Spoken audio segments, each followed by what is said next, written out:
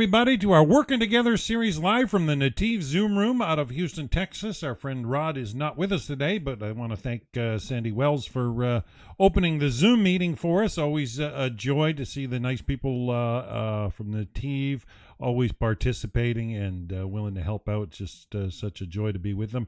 So let's just jump right in and say hello to Rabbi. Oh, shalom, Rabbi. Oh, you're on mute. I've got Terry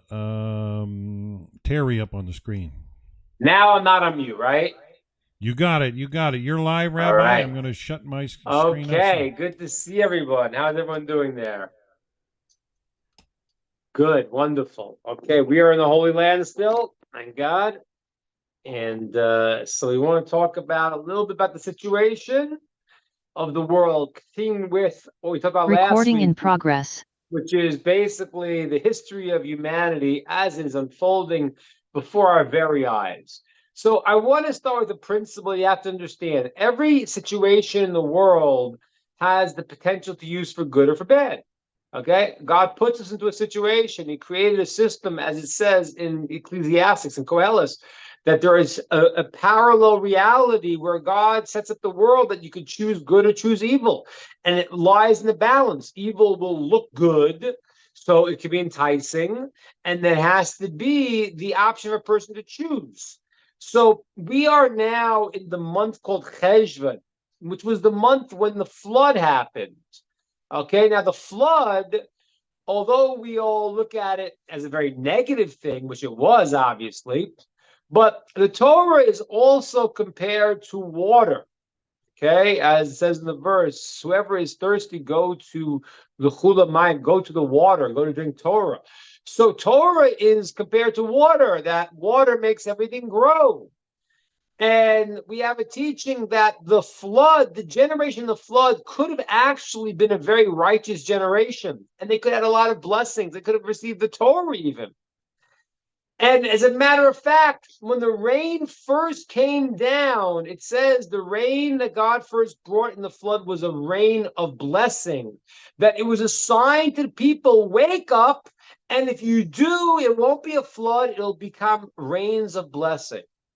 Okay? So we're in a situation where there's the option to go either way. And right now, the world is in a very, very precarious place. And as I've been saying to you, people are choosing, I don't know. It's like, I look as a Jew in Israel, I look at what's happening in America, in London. It says that it sounds like it's worse there for a Jew. And here in Israel, everyone knows who the good guys and the bad guys are. And it seems in outside in the world, people are a little bit confused who's who and what's what. So right now, we have to understand that how things play out right now, there's a potential that can go to the positive, and eventually everything will be for the positive for those who choose that way. But we're in that situation right now. This is that month of Cheshvan. Now, the month of Cheshvan, which is the month that we're in, and we're about to move into a new month this Tuesday. So the month of Cheshvan. So the sages say that most of the troubles of the Jews happened during this month. The month of Cheshvan is a tough month of decrees against Jews. And like I got to tell you, just so you understand, like the thing that happened was a very terrible tragedy. Of the 1,400 people that were killed, brutal, terrible tragedy. And we have to understand that. You have to understand, though, that, people saying things like, oh, this is, Israel's moment of understanding. These things have been going on for thousands of years. You just got to realize that. And I don't know if people realize that. Like, you can go to Ukraine today and see a statue of this hero of Ukraine called Chelmeniki, who killed maybe 100,000 Jews, more. He was a Cossack. Pogroms. So this has been a dynamic that the Jews have dealt with in the world, And we understand it. Those who read the Torah understand that God says that the history of the Jews will be a supernatural history. I forgot who it was. It was, I think it was Dostoevsky. It was somebody who was not a Jew lover who the king asked him, how do you see God, the God in the world? Look at Jewish history. There's no way these people should be surviving. There's no way. And that's why our history does not go naturally. The Jews are either up or they're very pushed down and hated. And that's the persecution, which is discussed in the book of Devarim, in the book of Deuteronomy in great detail. So the month of Cheshvan, this month that we're leaving now, has been a time where there has been a lot of problems for the Jews. And the sages say, well, the reason for that was the month that the kingdom of King David split. Because if you look at Jewish history, there was the split that King David was, the first king was Saul, then King Shaul, then was King David, then King Shlomo. King Shlomo was really supposed to be the Mashiach. He could have been the Mashiach if he merited. But when King Shlomo, Solomon's son, Rehoboam became the king, the country split and it divided into the kingdom of the 10 tribes and the 2 tribes. In the south was called Judea, and the northern kingdom was the 10 tribes. And that split happened in this month of Cheshvan. So when the Jews are not united, that's not a good situation. I was surprised. I mentioned this to you before, but I just heard it wasn't a political commentator. Her name is Aya Hershey. Have you ever heard of her? She's a Muslim woman who escaped some torturous situations she was in. In whatever country she was in, and she's been a vocal opponent to radical to violent Islamic ideas, and she said a very interesting thing. She didn't say it from a Jewish perspective, she said it from her perspective, as a commentator. She said, the Jews can't afford to have internal conflict because they have internal conflict. They can't put their eye on their enemy that surrounds them. So what was happening the past few months before this terrible massacre happened, the Jews started arguing about this whole thing with the Supreme Court. And it was really, there were some people getting nervous because Israel is becoming a religious country. That's changing. So we got nervous about that, trying to put the Supreme Court, give them power, that they could make their own ideas, whatever it is. So she says that this internal divide, they weren't watching the enemy. And said Israel can't afford that. It's a very interesting and astute observation. It's true on a political level. On a spiritual level, it's something much deeper. On a spiritual level, when the Jews are united, then everything is good. And we all know that. A person has kids, he loves to see his kids getting along. When the kids are fighting, the parent's not happy. So when the Jewish people have unity, that brings the redemption. And the good news is right now is the people are very, very united. So that is the month of Cheshvan that we are exiting now. Okay, the month of Cheshvan, we're finishing it. It was a month that is precarious. There was a divide amongst the Jewish people. There are sometimes problems because of that. And God willing, it causes the Jews to reunite. It was a time of the flood when the world did not learn its lesson and persisted in its negative way of responding when God was giving them the opportunity to go and to see correctly. Now, from Cheshvan now, we're moving into a new month called Kislev. Okay, Kislev is coming up this week. Now, I want to talk about the month of Kislev a little bit. Because the month of Kislev is the month where the miracle of Hanukkah happens. Okay? And just to get the basic storyline, so the story of Hanukkah is what happened was the Greek philosophy spread out throughout the world, and the world welcomed it. It was a very different conquering than other nations because people were very backwards and came along the Greeks who were these philosophers and had these interesting ideas, and people embraced their beliefs. And Hellenistic thinking, Greek thinking spread out throughout the world. So when Alexander the Great conquered the world, and he went and he conquered, he spread out. So he did fight wars, but the people then were quite happy to take on Greek belief, which was what their function was. They wanted people to become Greek minded. Now, there was only one nation that was not happy to become Hellenistic, Greek, philosophical type of people. And can you guess who those people were? Those were the Jews.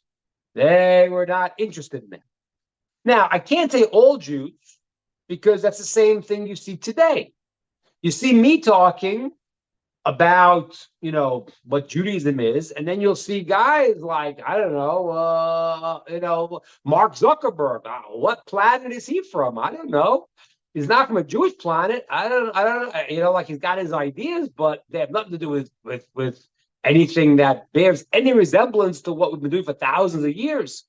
And so that existed always, where there were some people that, were on the fringe. And those people did want to bring in the Greek ideas. And they said, hey, these ideas are pretty interesting. Now, as opposed to what you may have heard, that Hanukkah is the holiday of tolerance, which is some kind of, I don't know where that one came from. It's actually the holiday of sort of intolerance, really. What happened was the rabbis stood up, and the Kohanim, the priests, the ones who did the service in the temple, the descendants of Aaron, stood up, and they were supposed to slaughter a pig because that was the Greeks who were forcing them, and they went and they killed the Greeks, and they started a war. Now, this war was seemingly not a very good idea. Why? Because basically it was a rabbi and his sons and a ragtag bunch of untrained rabbis fighting against the superpower of the world. So really, it kind of didn't make too much sense to do this. However, they said, we are standing up for what is true, standing for the Torah, and we're not going to accept the Greek ways. The Greeks were forcing the Jews to do Greek things, making decrees against them, all their terrible decrees, which was part of their system. Like they had one decree, which was I forgot what it's called in Latin. It's a very famous thing. They used to force women the night of their marriage to go into sleep with the governor of the town. So I feel it's called prima facie. I feel it's called, but it was a very common thing that was done in the ancient world. And there was a story of the daughter of this rabbi, a Yehudit, who she gave him to the governor to go and gave him milk and cheese, and she got him drowsy, and then she cut his head off. That's a Jewish Wonder Woman, right? She ran out with his head, chopped his head off. And that did not, the Greeks did not take too good to that. They didn't like that too much. And the rebellion started. So that's why we have a custom of we eat milk products, dairy products on Hanukkah to remember what she did and how she really started the revolution there, and she freed all the girls, and that was part of the process. So there's a war that happened, and the war didn't make any sense, because the chances of winning this in any logical way were zero. I mean, think about it. It's nuts. It's like basically imagine somebody, imagine like, I don't know, a few hundred people without any weapons starting to fight the superpower of the world today. It's ridiculous. Not possible. So, but they did it. And Hashem made miracles for them, and they won. And the Greeks who had put idols in the temple, they removed the idols, and they re-sanctified the temple. That's the basic story of Hanukkah. So the Greeks try to force us to accept their beliefs and break the Torah, and we stood up and said no. We stood up against the Jews that were for it and said, no, this is not, you can't do this. And the rabbis did not, said this is we're not taking their stuff. And when they re-sanctified the temple, which the Greeks had made impure and put idols in, and what happened was we lit the menorah. And the menorah. So what happened was that there was a special seal that the Kohen Gadol, the high priest of Israel, had on all of the oil to light the candelabra. And that was a service in the temple. There was a 7-branch candelabra, which we lit, and that was representing God's giving his light out into the world.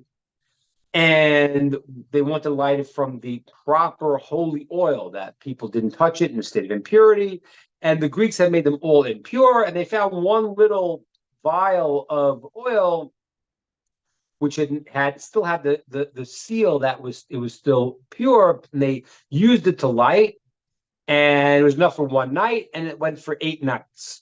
And that gave them enough time to go and to make the oil, because it was a very special way they made the oil. It was going from the first drop of the olive. It's a very special process described in the Torah of how to make this special oil, this pure oil. So it took them a while to make it and to get it. But the miracle was that the candles lit for 8 days, and that is the custom today that we do. We celebrate the miracle of the war, and we also celebrate as the main function is the lighting of the candelabra, of the menorahs that we have. The one in the temple was 7 branches. Ours we do is 8 branches, because it's not the same thing, even though it's a remembrance of the temple's candelabra, but it's 8 because it was 8 days that it lasted, and the miracle was there for 8 days, and we celebrate the 8 days of Hanukkah. Okay, great. Now, that's the basic storyline. Now, what does the word Hanukkah mean? So, and this is every Jewish child will tell you. Will learn this in school. The word Chanukah has a few different meanings. One meaning is the word Chanu is to come to rest, to encamp, and the kaf hey is the number 25, because every letter in Hebrew has a number. So it's called Chanukah because the 25th of the month they rested. That is when they beat the Greeks. And that's when they started to light the candles, which lasted for 8 days. So the holiday of Hanukkah is on the 25th of the month of Kislev, the month we're coming into right now. That's the simple explanation. There's another explanation. The word Hanukkah is to inaugurate. Like when we say in Hebrew, a child is educated, he's brought in, he's trained in the very beginning of his life. So it's called, he has a chinuch. A chinuch is an education, inauguration, how to act. So it's also called Chanukah because it was the re-inauguration of the temple, which the Greeks had taken over, and it made it impure and made the Jews not allowed to do the service in the temple. Now, that's the basics. I want to tell you something that is very, very deep. It's another reason why it's called Hanukkah, a not well-known reason that I'm sure even some of my other students are here who have not heard this, because it's not a well-known reason, but it's very relevant to our situation in the world today. Another reason why it's called Hanukkah, the inauguration, is because one of the commentaries say because it inaugurated the world. What does it mean, inaugurated the world?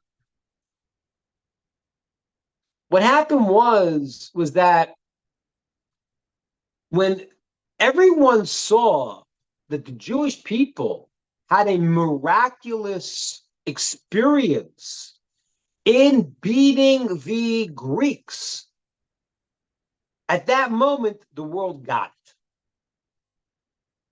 The world got it. The world said, whoa, whoa, whoa.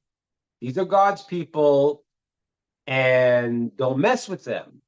This is wrong.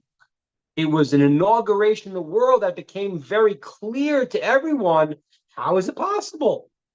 The rabbi and his ragtag bunch of rabbis are going to fight the superpower of the world and win? So the whole world got it, because the whole world had become Greeks. The whole world embraced the Greek Hellenistic view of the world, except for the Jews. We said, no, this is not it. This is not it. And it really isn't. I mean, and the truth is, if you want to know the deeper truth, the Greeks actually learned their wisdom from King Solomon. There are teachings that says that the Greeks used to come to learn King Solomon. King Solomon knew all the wisdoms. He knew the inner wisdom of the Torah and knew the external wisdom, the sciences. And the Jews wanted the internal wisdom. And the nations of the world want the external wisdom. And there are reports that we have from certain texts that they came to learn by King Solomon. And that's why there's certain theories that you could see they're based in deeper Jewish thinking.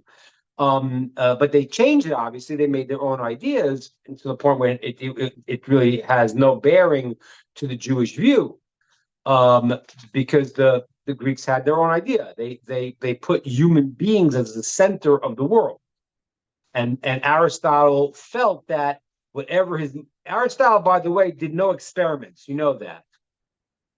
You know why he did no experiments? Because he said, whatever my mind can understand, that's what's true.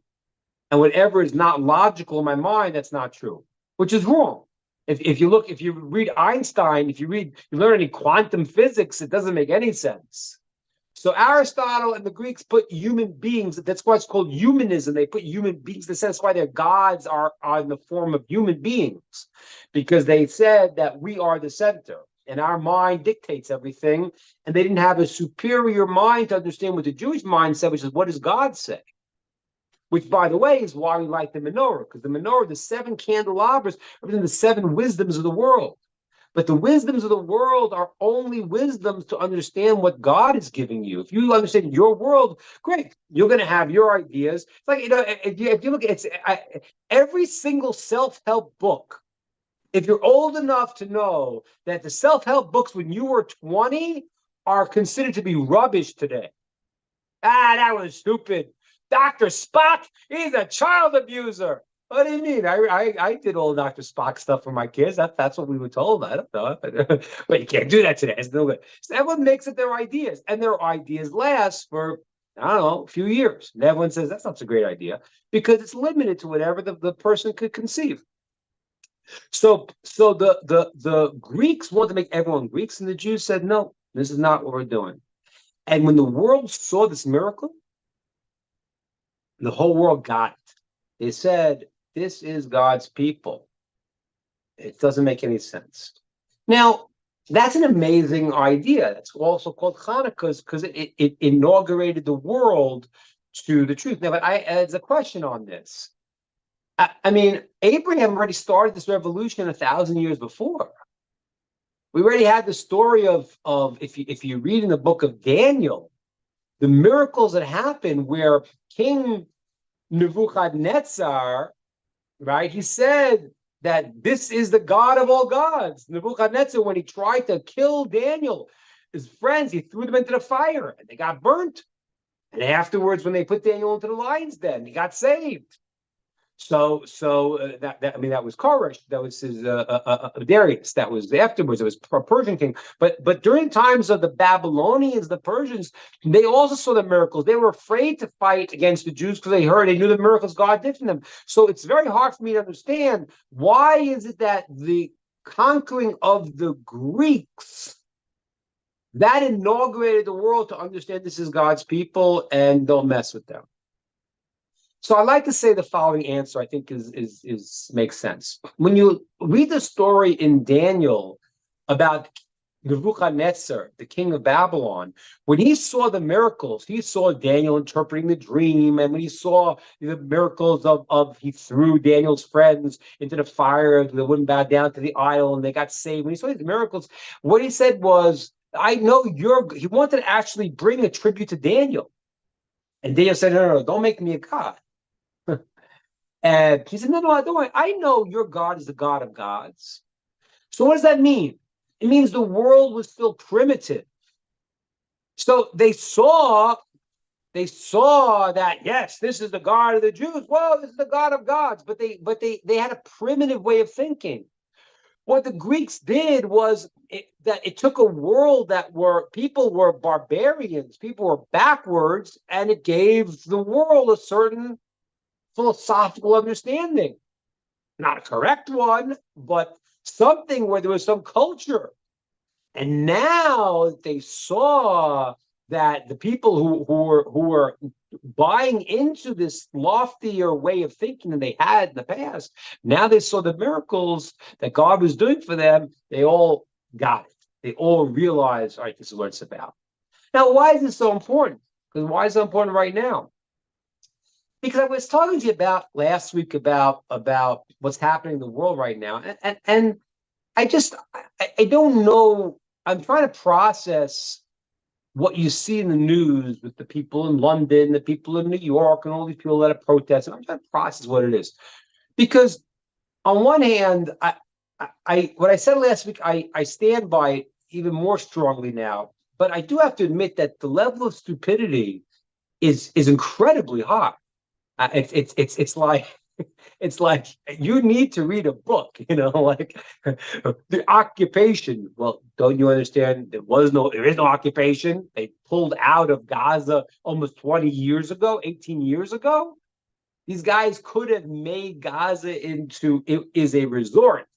So, but people don't even know. They say things. So on one level, you can say people just don't know. Their ignorance is just unbelievable. It's shocking. So I could attribute it to that.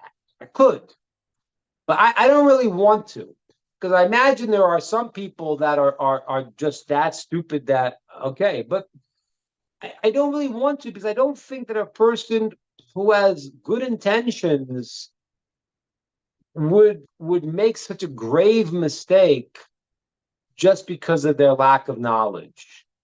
I believe there's something else that has to be cooking inside. And that's why I'm telling the story about the Greeks. Because the Greeks, when this happened, the world understood. The world does understand.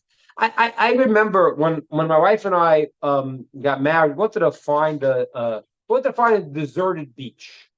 Just a place we can go on the beach, there'd be no one else there. We went to this place called the Seychelles Islands. And nobody had seen a Jew before. They never saw a Jew. It was incredible. Crazy stories I have there. They were following me. People were like literally following me all the time.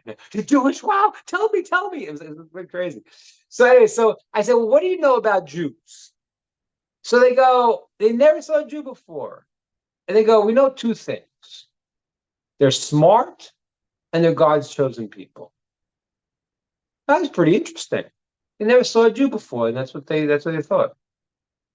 It's very fascinating. I mean, I always tell. I had these crazy stories where I think I told you this, but it was just bizarre. I literally we got off the airport. Those who haven't heard the story, I'll tell you. I got off the airport, and my wife and I are walking, to our bed and breakfast. And my wife says to me, "There's this guy that's following us." And I said, "No, you're imagining it. Telling these guys don't follow us. It's from the airport." So I said, "Okay, hang a left, hang a left." And the guy hangs left too. So I say, hang a right, hang a right. Like I hangs a right too. I turn, I go, what do you want? He goes, are you Israelites, the chosen people? And I go, yeah. He goes, oh my God, I never met one. He starts freaking out. The guy, what he was doing was he came visiting us all the time. He came on Saturday on Shabbat, and we had to bring our own food. So we bought cans of tuna. We bought things. So he walks in and goes, "Is this traditional Jewish food?" I go, "No, just Starkist. Take it easy, relax. You're out of control." But this guy was following, and this happened every place we went to. We went the bed and breakfast we went to. We walked in to the bed and breakfast. Guy sees me. He sees that we're wearing a kippah, and he says to me. He says, are you a Jew? I go, oh, God, again. So he goes, I gotta tell you, I have been excommunicated from this island. The preacher excommunicated this guy in the bed and breakfast we're staying at. So why did he excommunicate you? He goes, because I ask a lot of questions. And he said I asked too many questions and he excommunicated me. I said, in Judaism, the guy who asks the most questions is the biggest scholar. It's the best thing. And then the guy decided to ruin my honeymoon. Every 2 seconds, knocking on my door. Rabbi, I got another question for you. Like, leave me alone. So this was our experience in the Seychelles Islands. It was quite incredible. But that's what they knew. They knew the Jews are smart and they told them that's all they knew. Okay. So the world sort of got this concept. So maybe people today, some are, yes, with the advent of Facebook, people are really ignorant. And I guess some people could maybe hear, but I just do believe deep down subconsciously that's not what's going on. Maybe a few people just really don't know, but they're not the ones screaming and yelling. They're the ones saying, I don't really understand. The ones that because that's the way it is. God set it up that way, that people would know that the Jews are a chosen people. So much so, I'll tell you a story I heard from my rabbi this week. Incredible story. They were in the early 50s. They sent this guy. I don't know who sent them. I was the government, but a guy went from America to Germany, and he went there for 2 years to study the German people. Like, what are these people? How do they do this thing? And he interviewed people. For 2 years, he interviewed people, the common, guy in the street in Germany in the 50s, finding out, like, how do they think? What do they understand? He wrote a book. All of his interviews. He has one story there where he interviewed this guy. The guy he asked him, what's your memories of this whole time during the Holocaust? The guy says like this: I was 8 years old, this guy says. He's much older now. I was 8 years old in the night of Kristallnacht. Kristallnacht was the night that really started the whole process when they broke all of the Jewish stores. Crystal is glass, and Nacht means night. It was a night of broken glass. That was the night where the German people went out and they smashed all of the Jewish stores that were there, and they robbed all their stuff, and they started this whole process. So the guy said, I was 8 years old in the night of Kristallnacht, and this night when they destroyed all the Jewish stores. And I was 8 years old. I wanted to go out and see the action. I wanted to get out and see what was going on. So my mother locked me in the house. My mother said to me, don't you understand? There's no way you could lift your arm up against the heavens and not have to pay for it. She understood what was happening. There's no way they're going out now and they're raising their hands against heaven because what they're doing to the Jews, and there's going to be a price to pay. And she locked the kid in the house. I don't know how many people said that. I don't know. I don't know how many people in Gaza say it. I don't know. I don't know if I can count them on one hand. I have no idea. I don't know. So some people maybe see it, but everyone subconsciously knows it. And that's what happened with the Nazis on their belt buckle was that they believed it. They wrote this thing about, I don't know what it said exactly, in God, not in God we trust, but they thought they claimed they were doing this greatest thing, but they knew they were fighting against God. And that's the deepest thing here. So subconsciously, as I said to you last week, subconsciously the person feels that this is somehow the Jews represent God in the world. And really, that's why it says in the writings, in the Torah, it says the war against the enemy of the Jews is the enemy of God. And that's what it bothers people. It's like, wait a minute, they represent God in the world? I got a problem. I want to do things my way. I don't want to do things the way that the Torah says to do them. I'm fighting God. And that's the deeper lying understanding of what's going on. So in Hanukkah, what happened was, it was the beginning of taking this announcement. This is the people of God, which was said before. We saw it from the time the Jews crossed the Red Sea. It said everyone shook and everyone realized. So it happened earlier, but now people. I would like to say this is the explanation of why Hanukkah was a turning point, because now the world was really a more mature place. And now they had gone away from their idolatrous processes. Abraham had already caused a revolution, and people already had ideas that were moving away from the more pagan approach. And that's what the Greeks were bringing in. And not that it was correct, but it was more of a less barbaric process. And now when they saw that this is the God, that the God of the Jews, that God protects his people, then whoever fights against them is really at that time raising their hand against God too. And that is the process of the miracles, because Hanukkah is a miracle. So I said to you many times that there's different names of God. Why we have different names of God is because we can't understand God. That's some religions want to understand God. It's an absurdity. You can't understand God. God is incomprehensible. Notice how God relates to us, the actions he does. He is compassionate. He's loving. All of the names of God is how God relates to the world. There's one name, Elohim, which is the name of God, how he runs the world. And that's why that name is the numerical value of nature, Hateva.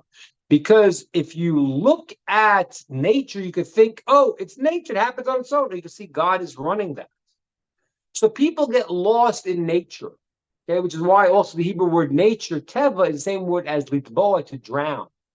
Because you could drown in nature. I always say, people say, oh, it's so beautiful. It's Mother Nature. But I don't know. My mother's name is not Nature. Is yours? Like, what means Mother Nature? What does that mean? Oh no, it's Mother Nature. Oh, no, who's Mother Nature? Where is she? So it's absurdities. It's like you don't want to say it. There's a new way to say it. No, it's God running the world. But the nature is the process that God creates that happens on a consistent basis. And the miracles are the things that you see are outside. And therefore, those are revealed. You see God is running the world clearly. When you see the natural process, you're supposed to, a spiritual person is supposed to see it is run by God. That's what makes a spiritual person. A person who sees a sunrise and says, whoa, this is beautiful. This is beautiful. Why is it like this? Well, because God created the world this way. So that's a spiritual person. But a normal person, once he sees something that's miraculous, he wakes up. So what happened was during Hanukkah time, when they saw the miracles happening to the Jews, the world supposedly should have woken up and become mature. And that's the miracles of Hanukkah. Miracles of Hanukkah are so relevant to what's happening right now in today's day and age. I think I shared with you maybe this last year, but there's a story in the Talmud. It's relevant to people to know this. That what happened was when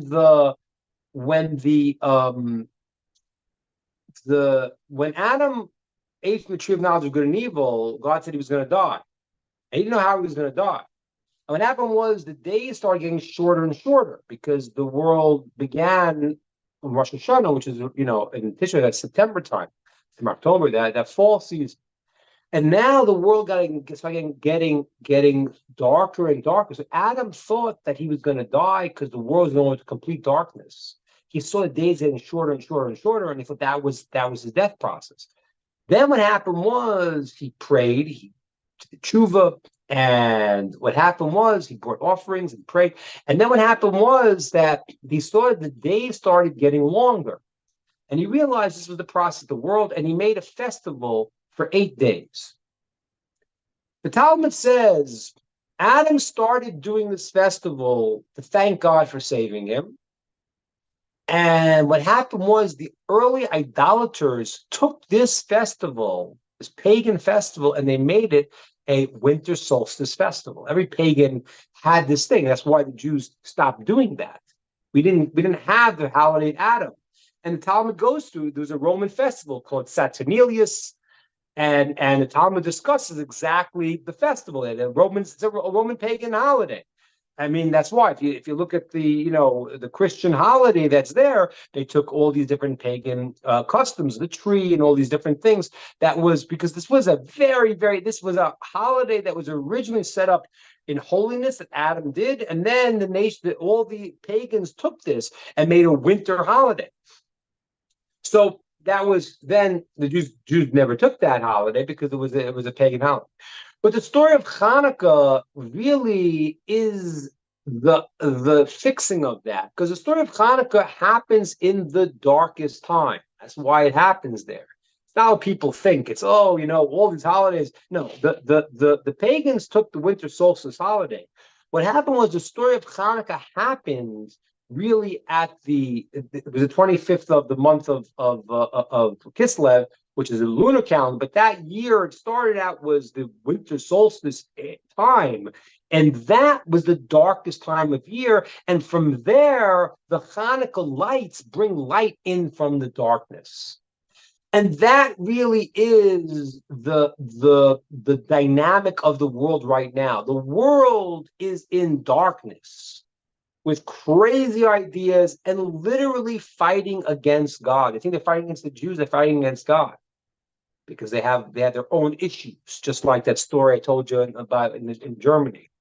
So what happened was that we're coming into the time of this month of Hanukkah, where it's the time of miracles that everyone needs to wake up and see. And that's the light of Hanukkah, that in the darkest time, we light the Hanukkah candles, and they miraculously lasted for 8 days. Okay, I don't get into 8. 8 is a supernatural. It's beyond the 7 cycle. But that is the process of what has to happen in the world right now. The world is fighting against truth, and that's not going to work. And in Hanukkah is the time of miracles. That's even the word Kislev. The word Kislev, actually, the root of the word Kislev is from a verse in Proverbs. Ki Hashem b'kislecho. God is your trust. So we right now believe very strongly in miracles, not because, miracles because God runs the world. Why not?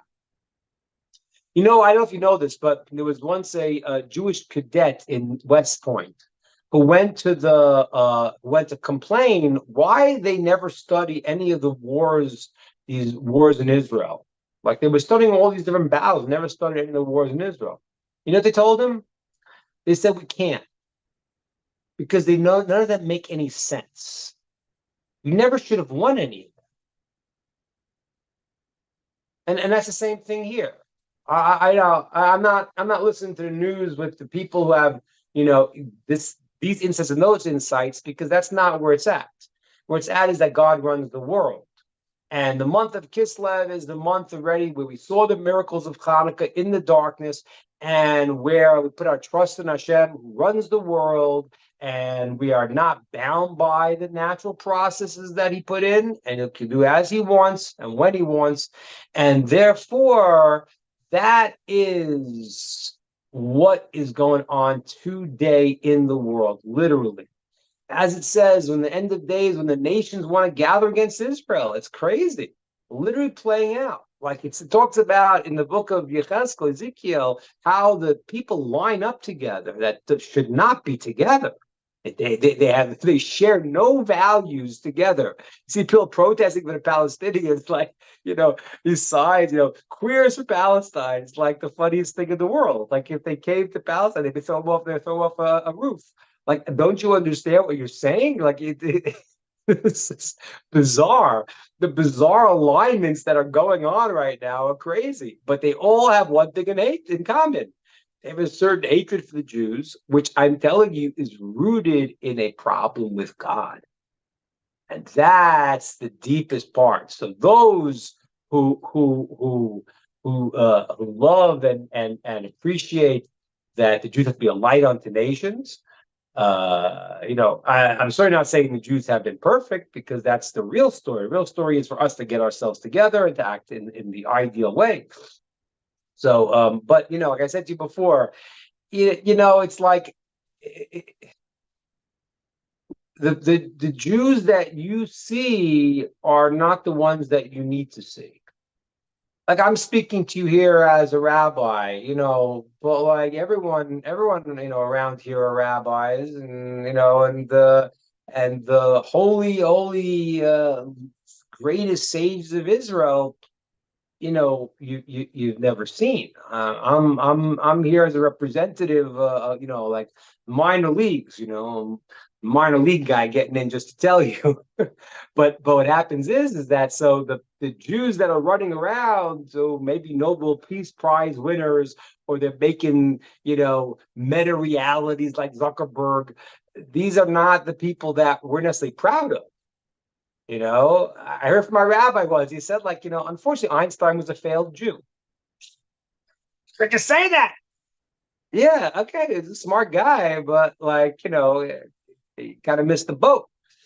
Kind of missed the boat. He had some good ideas. He was smart, true, but that's not what it's about. And so I'm not saying that everything that the Jews have done is perfect, but the Jews, you have to understand, if you go to a place and you see the people who are serving God, people in my neighborhood, learn Torah, 15 hours a day. It's not uncommon. That's not uncommon. I'm not saying everyone was 15 hours a day, but most people learn, most people in the neighborhood here learn 8 hours a day. 8 hours a day? What are you talking about? I go 8 hours a day. It's a full-time job. Yeah. I mean, I think that's kind of average, So it's like it's a different thing. And so yeah, the Jews, we have to do our spiritual work. And as I said before, the scary part, I mean, it's not scary because it is what it is, but the fact that people have this type of hatred coming out is really shocking. That's not really shocking. I shouldn't say shocking. I'm not surprised at all. But I guess if some people are surprised. But what the deeper part is that it's a problem they have with the truth and with Hashem.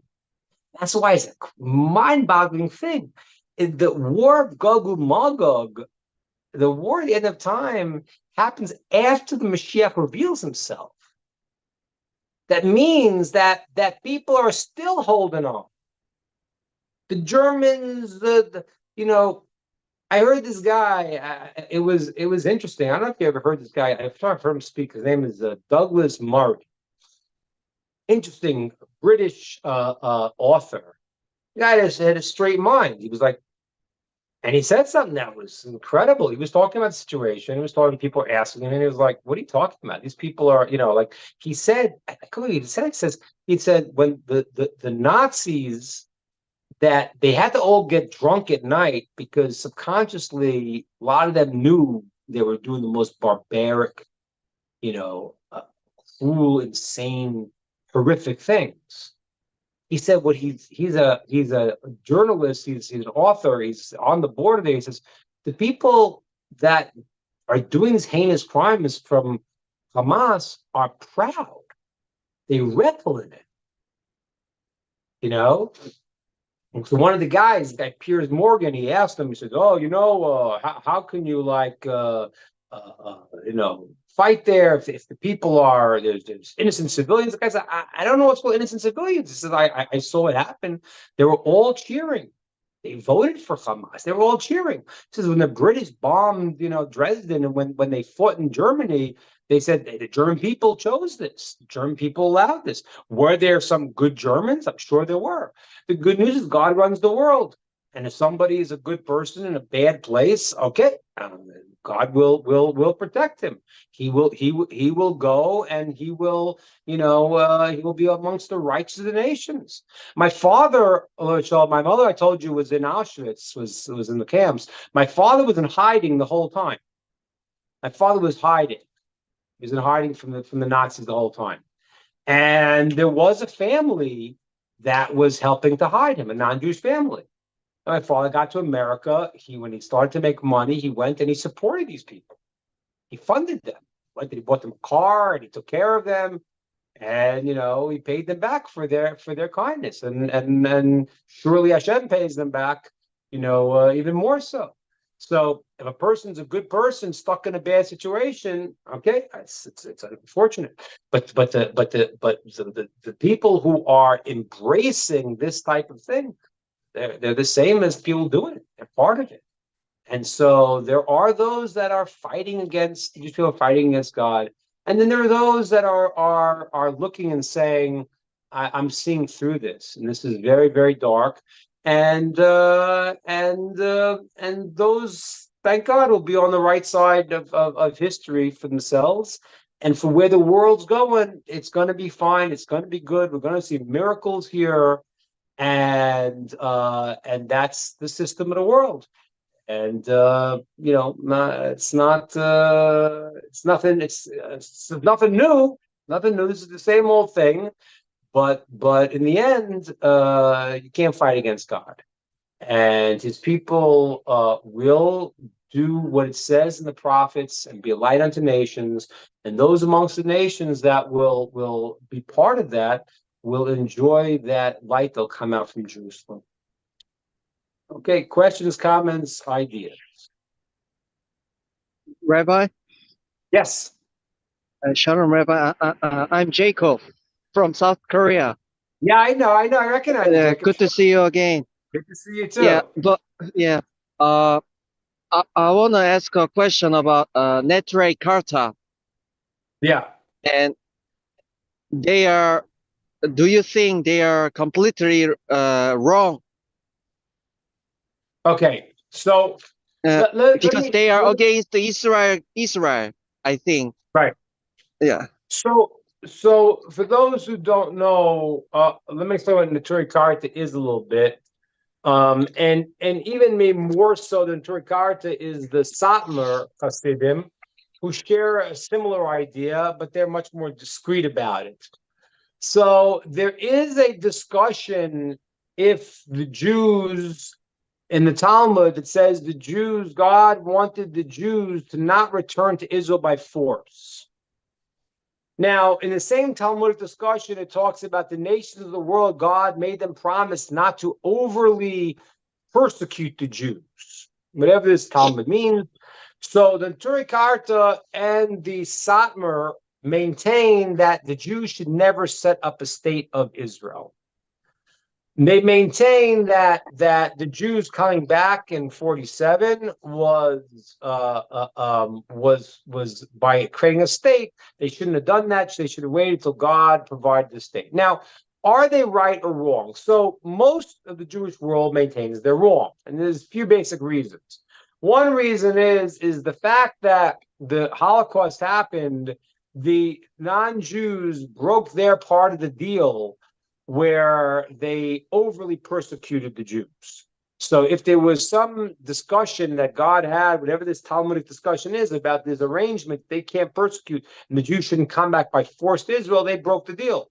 That's one explanation. The explanation is that the UN voted to create a state, right? The partition plan was a nations of the world agreement, so it's not called the Jews did it by force. So most people maintain that the Satmar are incorrect about setting up a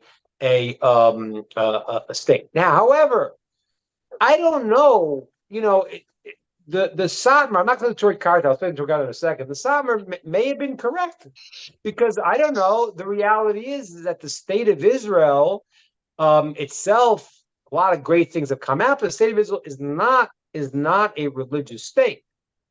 And even though it's becoming religious, but the government's the government, and it runs according to its own rules. As a matter of fact, I mean, what the government's doing, with how they're fighting the war, I think is not correct in Jewish law. And not the way people say, not correct the way they say that. They say, oh, they're killing innocent people. No, they're actually endangering their own citizens. Because by them doing this, by them going door to door and trying to find terrorists, that allows them to keep bombing us.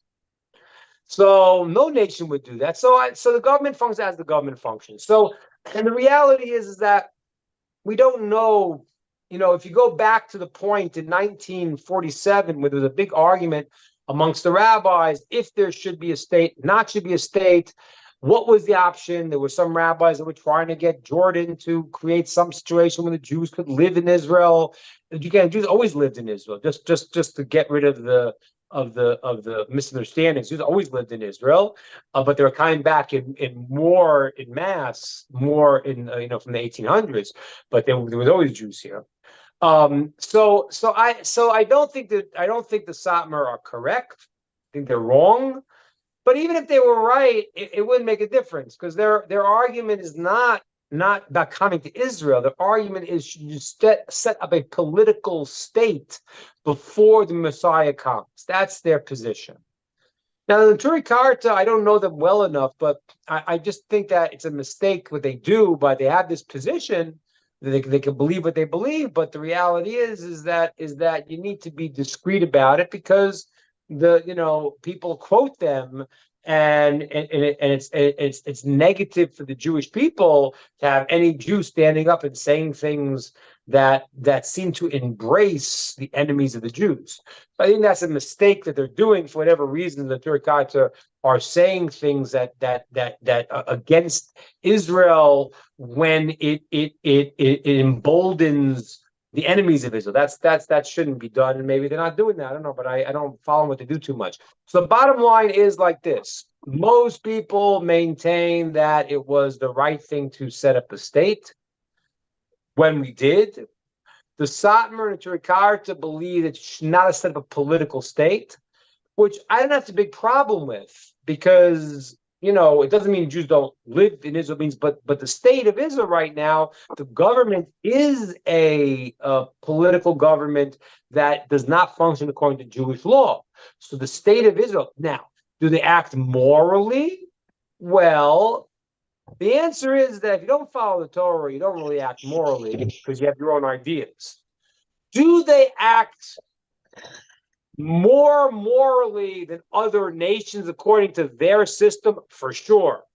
In a crazy way, I said no other nation would function the way they're doing. Every other nation, America, would just flatten them.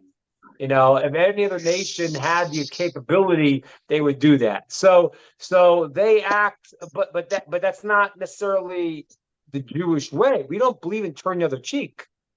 That's not correct. We don't. That's not our religion. We think that's wrong.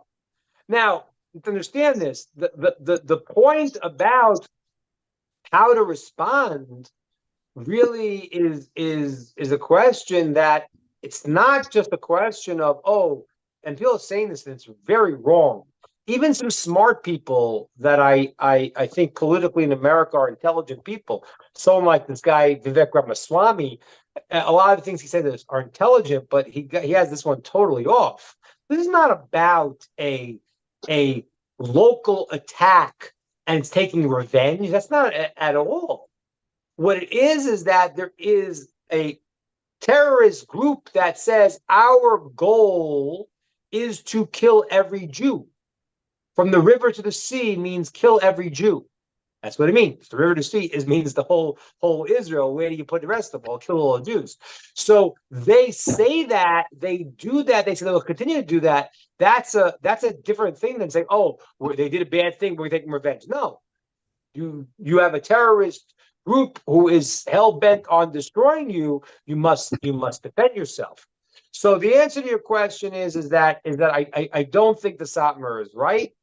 And I certainly don't think the Turi Karta is right. Most Jews do not think that. But even if they do, we get along very nicely with Satmar, friends of the Satmar, not a problem. But they're only arguing about, should there be a establishment of a political state when that political state is not a religious state, which it is not until Mashiach comes, and it's not. Now, it's moving towards, there are more religious people. And you should know that really was the whole discussion. That was really the issue. That was the break the Jews had within the system that was happening with this whole Supreme Court thing. That's what it was about. What happened was that the left wing in Israel started getting nervous that it's becoming a religious state, which it is. It is a religious state. It is becoming a religious place. Now, don't get nervous. I mean, what are they nervous about? They're crazy. That's silly. It's not that the Jews are going to go and force them, and we have a Torah with the wisdom of application. Do you know that it says that the High Court of Israel in the Sanhedrin, before the temple was destroyed, 40 years before it was destroyed, they already stopped trying capital cases, because to kill someone when the society has fallen to a certain low level was not the right thing. So if the religious are worried, the novices are worried how the religious are going to force them and do this and that, they're not. We're not going to force anyone. When the Mashiach comes, you'll want to do it, though. Everyone's going to want to do it. And what's happened right now is, thank God, there has been tremendous unity. The Satmar, these people who are against the state of Israel, they have gone to visit and comfort the mourners of people that have died from the terror attack. And they have been with these people, and these people for the first time, because the people that were killed in terror attack were generally very, very left-wing people. For their first exposure to religious people has been happening now. And they're like, whoa, these are the people? These people that care about us and call us their brothers? So, this, I believe they have a mistake, but again, their mistake does not really affect much because no religious person maintains that the government of Israel is the right government. The question that the argument is do you deal with this government and try to make the best of it, or do you not deal with it? The Satmar don't deal with the government. They don't do anything in the government. They're totally have their own things. They don't take money from the government. They don't vote. They don't do anything. They're separated from it. So that's the argument there. I don't think they're right, but even if they are right, it doesn't change anything. It's just that some people should have to be careful about strengthening the hands of the enemies of Israel because they have a certain view, which may or may not be correct. That to be careful about. Thank you so much, Rabbi. You're welcome. Okay. Any other questions, ideas, comments? Real quick, Rabbi. You mentioned the interesting point about Adam HaRishon instituting a festival of dedication for 8 days, and you mentioned that was in the Talmud. Where is that? So I can look at that. It's in the Talmud called Avodah Zarah. Okay. It's the Talmud tractate on idolatry. Gotcha. Thank you. You're welcome. Yeah, it goes through idolatry, so it talks about the practice of idolaters, because we have to know how to deal with that. So, yeah. Okay. Any other thoughts, comments, ideas? Yeah, I just wanted to make a comment. When Rabbi mentioned how the Palestinians celebrate after after killing any of the Jews, there used to be a video on social media of a Palestinian woman. I can't remember her name, but she was one of the known people because she had about 2.7 million followers. And in one of her Instagram shares, she said specifically, "We give birth to our children to kill Jews. When we have a son, we raise our son up and we say, he's going to kill Jews in the future, and we're very proud of it." And she said that in such arrogant manner that I am like, how do people even hit like on this? And yeah, it's amazing. I have seen so many videos whenever a Jewish person got kidnapped or killed, no matter who it is, even if someone's just standing at the bus stop and they kill him, they go around and they give candies to the people and they make a big feast. So these people are really, truly bloodthirsty animals. That's what they are. They're subhumans. They're bloodthirsty humans. So when someone says to me, I feel sorry for the innocent people, in the back of my mind, it goes, oh, so if you have a cancer and the doctor is about to remove that cancer, you say, just remove the ones in the front. The ones in the back, there's still so little, they're innocent. That's how it interprets in my mind, because I'm from Turkey and I know how a lot of Muslim people are, and their hatred is real.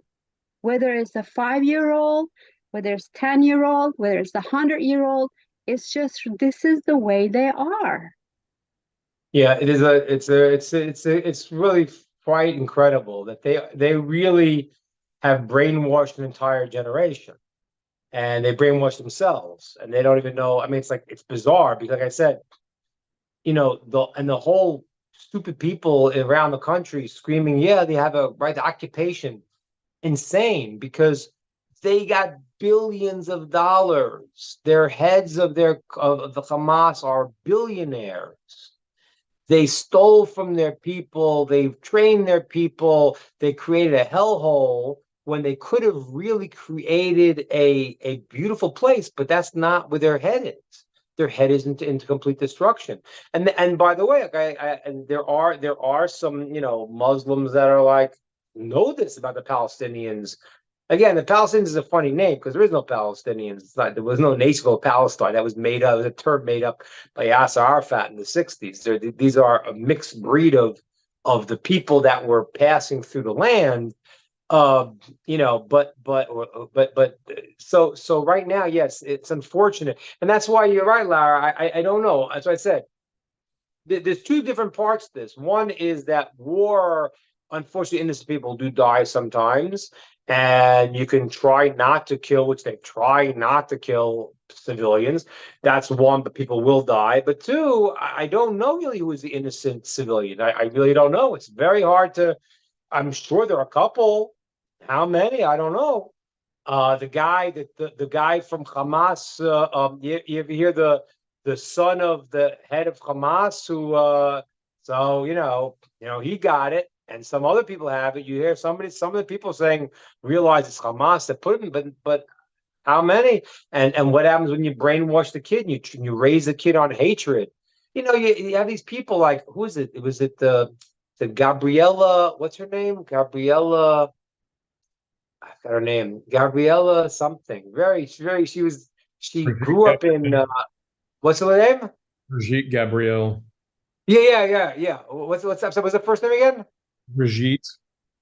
Gabrielle, right? She grew up in I think Syria or Lebanon, and she was told to hate the Jews. And then she grew, and then a doctor saved her life or something in California, and she started realizing that I have been brainwashed. So there are some people that don't know. But like I said, I think on the whole, those who want to know, those who have a good heart, will see what's real. And sometimes it's a hard process. Like this son of the Hamas guy, his story is incredible. He didn't even want to. He was trying to be a double agent for Hamas, and they didn't believe him. They kept torturing him, and then he realized, wait a minute, these people are out of. They're just terrorists, just killers.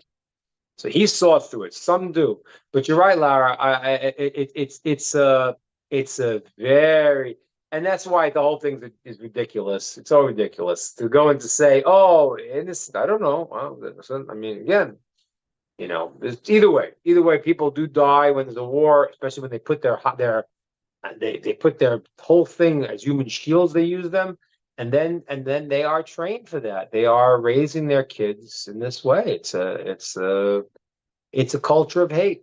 It's a culture of hate, and without any facts or anything, it's ridiculous. It's so bizarre, really bizarre. Arab Israelis, I told you, in Israel they have more rights than Jews, in my opinion, by the government.